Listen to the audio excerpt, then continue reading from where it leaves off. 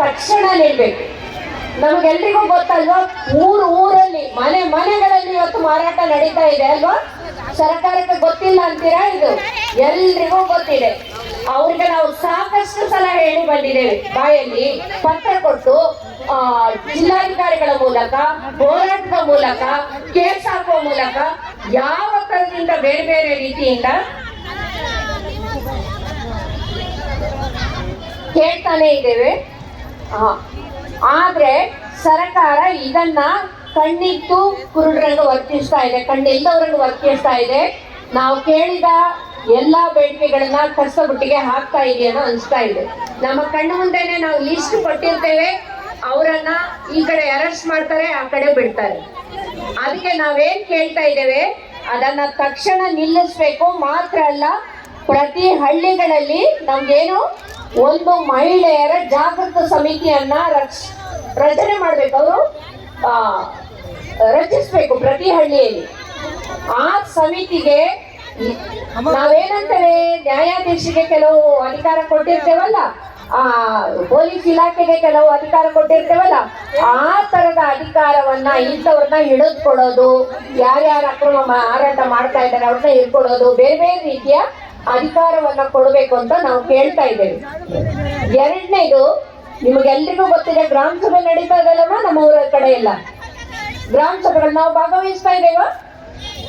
ಆ ಗ್ರಾಮ ಸಭೆಯಲ್ಲಿ ನಾವೇನು ಕನಿಷ್ಠ 20% ಅಂದ್ರೆ 100ರಲ್ಲಿ 20 ಹೆಣ್ಮಕ್ಳು ಭಾಗವಹಿಸಿದ್ದೇವೆ ಅಂತ ಇಟ್ಕೊಳ್ಳೋಣ. ಆ ಗ್ರಾಮ ಸಭೆಯಲ್ಲಿ ಆ 20 ಹೆಣ್ಮಕ್ಳು ಯಾವುದೇ ತರದ ಮದ್ಯ ಮಾರಾಟದ ಅಂಗಡಿಗಳನ್ನ ನಮ್ಮ ಊರಲ್ಲಿ, ನಮ್ಮ ಗ್ರಾಮ ಪಂಚಾಯಿತಿಯಲ್ಲಿ ಹಾಕ್ಬೇಕಂದ್ರೆ ಆ ಗ್ರಾಮ ಸಭೆಯಲ್ಲಿ ಆ 20 ಹೆಣ್ಮಕ್ಳು ಒಪ್ಪಿಗೆ ಕೊಡಬೇಕು. ಬೇಡ ಅಂತ ಹೇಳಿದ್ರೆ ಏನು, ಗ್ರಾಮ ಸಭೆಯಲ್ಲಿ ಅದನ್ನ ಕೊಡ್ಲಿಕ್ಕೆ ಸರ್ಕಾರಕ್ಕೆ ಬರೋದಿಲ್ಲ. ನಾವೇ ನಿರ್ಧಾರ ಮಾಡ್ತೇವೆ ಗ್ರಾಮ ಸಭೆಯಲ್ಲಿ. ಯಾರು ನಿರ್ಧಾರ ಮಾಡ್ತೇವೆ? ನಾವು ಹೆಣ್ಮಕ್ಳು. ಅಲ್ಲಿ ಬೇರೆ ಗಂಡ್ಮಕ್ಳು ಇರ್ಬೋದು, ಆದ್ರೆ ಕನಿಷ್ಠ 100ರಲ್ಲಿ 100 ಜನ ಅಲ್ಲಿ ಸೇರಿದಾರಂದ್ರೆ 20 ಜನ ಹೆಣ್ಮಕ್ಳಿದ್ದು ಇಲ್ಲಿ ಯಾವುದೇ ತರದ ಮದ್ಯ ಮಾರಾಟದ ಅಂಗಡಿಯನ್ನ ಸರ್ಕಾರ ಹಾಕಬಾರ್ದು, ನಾವೇ ಅದ್ರ ಅಧಿಕಾರ ಕೊಡೋರು ಅಂತ ಠರಾವ್ ಪಾಸ್ ಮಾಡಿದ್ರೆ, ಆ ಠರಾವನ್ನ ನೀವು ಠರಾವಿಗೆ ಏನಂತೀರಿ? ಠರಾವ್ ಅಂತೀರ? ಆ ಠರಾವಿಗೆ ಸರ್ಕಾರ ಪರಮಾಧಿಕಾರ ಅಂದ್ರೆ ಅದಕ್ಕೆ ಗೌರವ ಕೊಟ್ಟು ಅದಕ್ಕೆ ಅಧಿಕಾರ ಕೊಡಬೇಕು. ಅದನ್ನ ಒಂದು ಕಾನೂನಿದೆ, ಪಂಚಾಯತ್ ರಾಜ್ ಕಾನೂನು ಅಂತ, ಗ್ರಾಮ ಪಂಚಾಯತಿಗೆ ಸಂಬಂಧಪಟ್ಟಿದ್ದು. ಆ ಕಾನೂನಲ್ಲಿ ತರಬೇಕು ಅಂತ ನಾವು ಕೇಳ್ತಾ ಇದ್ದೇವೆ. ಇದು 2 ಬಹಳ ಮುಖ್ಯ ಬೇಡಿಕೆ ಇದೆ ನಮ್ದು. ಒಂದು ಯಾವುದು? ಒಂದು ಅಕ್ರಮ ಮದ್ಯ ಮಾರಾಟ ನಿಲ್ಲಿಸ್ಬೇಕು. ಈಗಾಗಲೇ ನಮಗೆ ಕೋರ್ಟಿಂದ ಆದೇಶ ಆಗಿದೆ, ಅದನ್ನ ತಕ್ಷಣ ನಿಲ್ಲಿಸ್ಬೇಕು ಅಂತ. ಆದ್ರೆ ಸರ್ಕಾರ ನಿಲ್ಲಿಸ್ತಾ ಇಲ್ಲ. ಆದಾಯದ ಹೆಸರು ಹೇಳ್ತಾನೆ ಇದೆ, ನಮಗೆಷ್ಟು ಆದಾಯ ಬರ್ತದೆ, ಅಷ್ಟು ಆದಾಯ ಬರ್ತದೆ. ಆದಾಯದ ಮಾತಿಗೋಸ್ಕರ ನಮ್ಮನ್ನೆಲ್ಲ ಮಹಿಳೆಯರನ್ನ ಮನೆಯಲ್ಲಿ ಕೊಲ್ಲೋದು, ಮನೆಯಲ್ಲಿ ಮಕ್ಕಳಿಗೆ ಕುಡಿಸೋದು, ಇದು ಮಾಡೋದಕ್ಕೆ ಆದಾಯ ಅಂತ ಹೇಳೋದಿಲ್ಲ, ಇದಕ್ಕೆ ಅನಾಚಾರ ಅಂತ ಹೇಳ್ತಾರೆ. ಸರ್ಕಾರ ಇವತ್ತು ಮಾಡ್ತಾ ಇರೋದು ಅನಾಚಾರ. ನಿಮಗೆ ಆದಾಯ ಬೇಕು ಅನ್ನೋದಕ್ಕೆ ಯಾರ್ಯಾರಿಗೂ ಕುಡಿಸಿ ಯಾರ್ಯಾರನ್ನೋ ಬೀದಿಲಿ ಬಿದ್ದು ಸಾಯುವಾಗ ಮಾಡೋದು, ಕುಟುಂಬಗಳನ್ನ ಹಾಳು ಮಾಡೋದು, ಶಾಲೆ ಮಕ್ಕಳನ್ನ ಕುಡಿಸಿ ಅವ್ರಿಗೆ ಚಟ ಹಚ್ಚಿ ಶಾಲೆ ಬಿಡುವಾಗೆ ಮಾಡೋದು. ಅವರು ಎಷ್ಟೋ ಜನ ಇವತ್ತು ನಮ್ಮ ರಾಜ್ಯದಲ್ಲಿ ಆತ್ಮಹತ್ಯೆ ಮಾಡ್ಕೊಂಡಿದ್ದಿದೆ. ಇಂಥ ಉದಾಹರಣೆಗಳನ್ನ ನಾವು ನೋಡ್ತಾ ಇದ್ದೇವೆ. ಇವತ್ತು ಅತಿ ಹೆಚ್ಚು ನಿಮ್ಗೆ ಗೊತ್ತಿದೆ, ಹೆಣ್ಮಕ್ಳ ಮೇಲೆ ಅತ್ಯಾಚಾರ ಆಗ್ತಾ ಇರೋದು ಕುಡಿದ ಕಾರಣ. ಹೀಗೆ ಜನರಿಗೆ ಕುಡ್ಸಿ ನಮ್ಮ ಆದಾಯ ಹೆಚ್ಚಿಸ್ತೇವೆ, ಆದ್ರೆ ಮಹಿಳೆಯರ ರಕ್ಷಣೆ ಮಾಡ್ತೇವೆ. ಸಾಧ್ಯನ ಮಾಡ್ಲಿಕ್ಕೆ, ರಕ್ಷಣೆ ಮಾಡ್ಲಿಕ್ಕೆ ಸಾಧ್ಯ ಇದೆಯಾ? ಜನರನ್ನ ಮನೆಯಲ್ಲಿ ಗಂಡ, ಮಗ, ಮಾವ, ಅಳಿಯ ಎಲ್ಲರನ್ನು ಕುಡಿಸಿ ನಂಗೆ ಆದಾಯ ಬಂದ್ರೆ ಸಾಕು, ನೀವು ಹೆಣ್ಮಕ್ಳಿಗೆ ಇನ್ನೊಂದ್ ಕಡೆ ನಿಮ್ಗೆ ಹಾಗೆ ಮಾಡ್ತೇವೆ, ಈಗ ಮಾಡ್ತೇವೆ.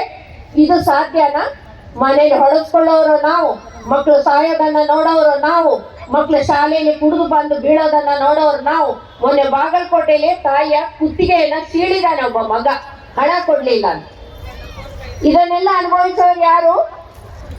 ತಾಯಂದ್ರು ಅನುಭವಿಸ್ತಿದ್ದೇವೆ, ಮಕ್ಕಳು ಅನುಭವಿಸ್ತಿದ್ದಾರೆ, ಸಮಾಜನೂ ಹಾಳಾಗ್ತಾ ಇದೆ. ಗಂಡಸರು ದುಡ್ದಿದ್ದೆಲ್ಲ ಎಲ್ಲಿಗೆ ಹೋಗ್ತಾ ಇದೆ? ಸಾರಾಯಿ ಅಂಗಡಿಗೆ ಹೋಗ್ತಾ ಇದೆ.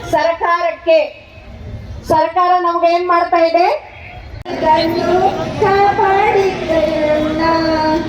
ಹೆಣ್ಣು ಸಂಸಾರದ ಕಣ್ಣು ಕಾಪಾಡಿರಣ್ಣ, ಕುಡಿಯಬೇಡಿರಣ್ಣ, ಕುಡಿದು ಬೆಳೆಯಬೇಡಿರಣ್ಣ, ಹೆಣ್ಣು ಮಾತೆಗೆ ಶಿಕ್ಷಣ ಕೊಟ್ಟು ಕೊಲ್ಲಬೇಡಿರಣ್ಣ, ನೀವು ಕೊಲ್ಲಬೇಡಿರಣ್ಣ, ನೀವು ಕೊಲ್ಲಬೇಡಿರಣ್ಣ.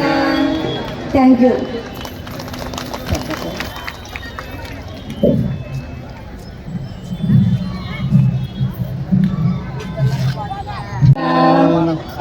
ಕೂಲಿಯ ಮಾಡುವೆವು, ಅದರಲ್ಲಿ ಜೀವನ ನಡೆಸುವೆವು, ಕೂಲಿಯ ಮಾಡುವೆವು, ಅದರಲ್ಲಿ ಜೀವನ ನಡೆಸುವೆವು, ತುತ್ತು ಅನ್ನಕ್ಕಾಗಿ ದಿನವೂ 10 ಕೊರಗುವೆವು, ತುತ್ತು ಅನ್ನ